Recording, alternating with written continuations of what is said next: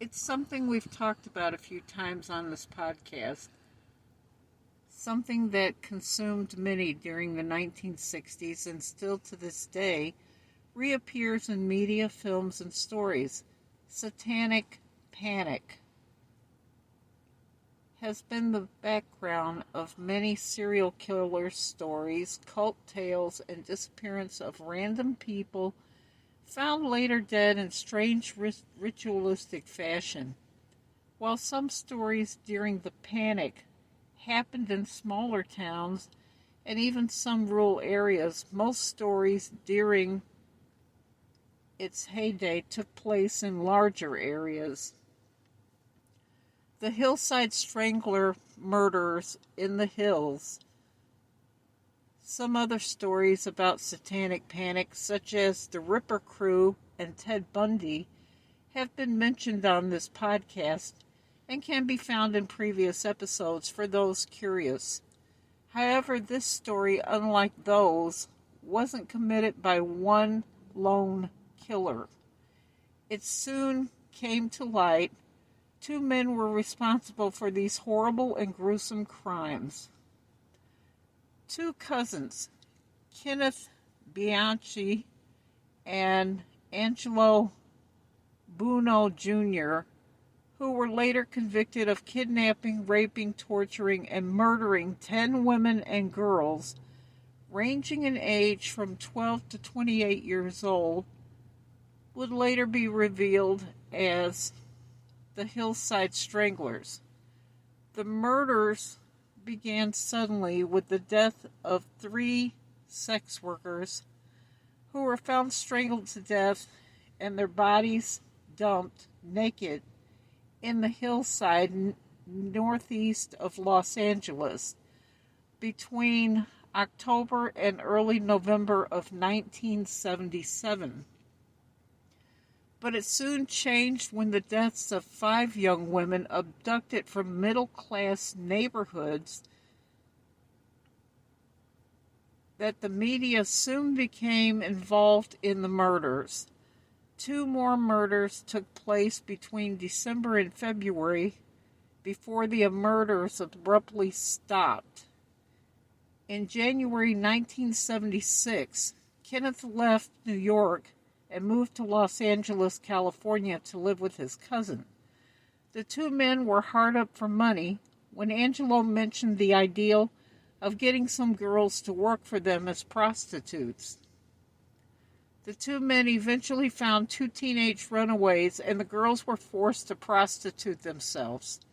The 2 girls would eventually escape the 2 men in their control and find their freedom. The 2 men, with their income gone, soon kidnapped another girl and purchased a would-be list of names of men looking for sex. Yolanda Washington and another woman named Deborah Noble were supposed to deliver the list to the 2, but sadly, when Yolanda happened to mention that she always worked on a stretch of Sunset Boulevard, she sadly paid the price for Deborah's lies about the list. The 2 men took their rage out on Yolanda, and soon her naked body was found on October 17, 1977, on a hillside near the Ventura Freeway. She had been sexually assaulted and bound with ropes. Her body had been cleaned before the men dumped her. On November 1st, 1977, police were called to Alta Terrace Drive in a neighborhood 12 miles north of downtown Los Angeles, where the body of a teenage girl was found naked, face up like the previous victims. She had been raped and bound with ropes and killed elsewhere before being dumped where her body had been discovered.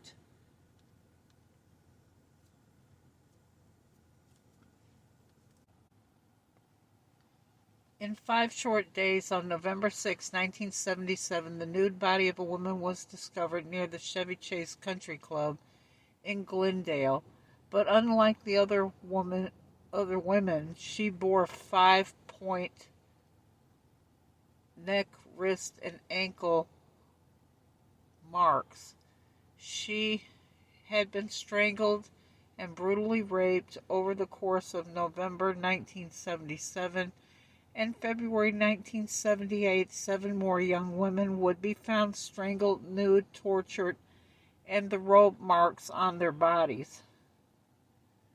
In January 1979, another investigative investigation police charged the 2 men with the crimes. However, Kenneth had fled to Washington, where he was soon arrested for raping and murdering 2 women he had lured to a home for a house-sitting job.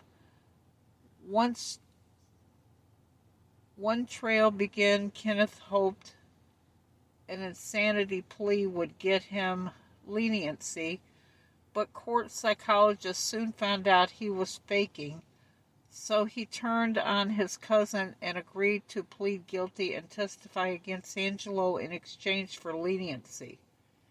As of this episode, Kenneth Bianch is currently serving a life sentence in the Washington State Penitentiary, and Angelo Buono died of a heart attack on September 21, 2002, while serving a life sentence. During 1980, Kenneth, while in prison, began a relationship with a woman named Veronica Compton.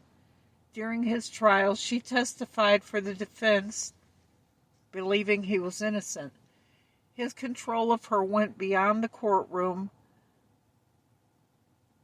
with her later being convicted and imprisoned for attempting to strangle a woman she had lured to a motel in some sort of an attempt to have authorities believe that the Hillside Strangler was still on the loose and Kenneth wasn't the man that had been connected to the crimes. She was released in 2003. Thank you all so much for listening. If you have any recommendations, please feel free to comment or contact me. I'm on all social media, and they are all linked on the page. If you would like to support the show, you can find me on Patreon, which is linked as well.